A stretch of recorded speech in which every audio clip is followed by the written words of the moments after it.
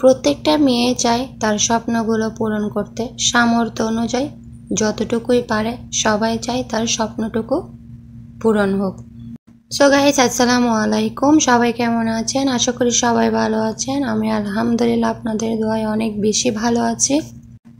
তো আমরা আজকে চলে এসেছি মালাবার গোল্ড অ্যান্ড ডায়মন্ড শপে। আজকে আমার হাজব্যান্ড আমাকে গিফট করবে একটা গোল্ডের চেন। 2022 সালে যখন আমি সৌদিতে এসেছিলাম তখন আমার হাজব্যান্ড আমাকে একটা চেন পেন্ডেন্ট গিফট করে।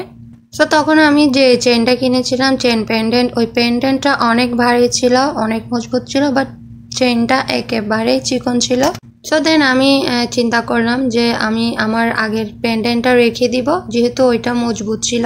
আমি আমার আগের চেনটা যেহেতু 21 ক্যারেটের ছিল, আমার মনে হচ্ছিল যে ওইটা অনেক হালকা। তো আমার হাজব্যান্ডকে বললাম আমি আমার আগেরটা ওইখানে দিয়ে দিই, তাহলে এখন যে চেনটা কিনবো সেটা অনেক মজবুত হবে।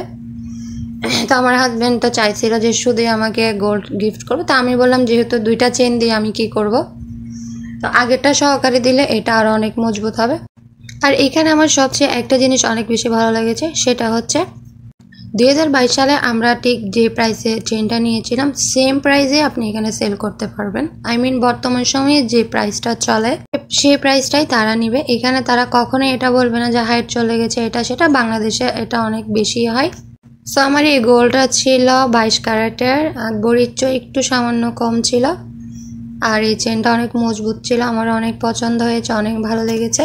অবশ্য আমি তেমন একটা গোল্ড পরি না, আমার পছন্দ হচ্ছে ড্রেস আপ, ইয়াররিং, এগুলো আমার পছন্দ। তবে আম্মু আর আমার হাজব্যান্ড সবসময় বলে গোল্ড অনেক ভালো জিনিস, বিপদ আপদের সঙ্গী। সো আগে বুঝতাম না, এখন আলহামদুলিল্লাহ সব কিছু বুঝতেছি। এখন চেষ্টা করবো ভালোটা করার সবসময়। সো আমার গিফটটা সবার কাছে কেমন লেগেছে সেটা কমেন্টস করে জানাবেন। সবাই ভালো থাকবেন। আসসালামু আলাইকুম, আল্লাহ হাফিজ।